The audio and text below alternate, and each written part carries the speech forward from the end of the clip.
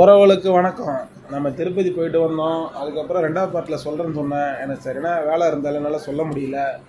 சாமி தரிசனம்லாம் முடிச்சுட்டு 12 மணிக்கு மேலே வெளியே வந்தேன். நம்ம லக்கேஜ் கொடுத்தோம், எல்லாத்தையும் கலெக்ட் பண்ணிக்கிட்டு லட்டு கவுண்டருக்கு தான் அடுத்து நான் போக ஆரம்பித்தேன். அங்கே போனது தான் பெரிய கூத்து.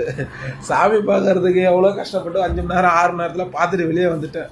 சரி ஒரேடியாக லட்டு வாங்கிட்டு கிளம்பலான்னு பார்த்தா அங்கே போனப்போ தான் தெரிஞ்சது சரியான கூட்டம். சாமியை கூட பார்த்தலாம்ட்டுக்கு லட்டு வாங்குறதுக்கு தான் 1/2 மணி நேரம் நிற்கிற மாதிரி ஆகிப்போச்சு. அப்புறம் அம்மாவை எப்படியாவது சமாதானம் பண்ணி கூட கூட்டிட்டு அம்மா வெயிட் பண்ண வச்சு ஒரேடியாக லட்டு வாங்கினேன். லட்டு பார்த்திங்கன்னா ஒரு லட்டு 50 ரூபான்னு சொல்லி கொடுக்குறாங்க. நம்ம எத்தனை லட்டுனாலும் வாங்கிக்கலாம். நம்ம தரிசன டிக்கெட்டை கொடுத்தோம்னா அதுக்கு ஃப்ரீ லட்டு ஒன்று கொடுத்தாங்க.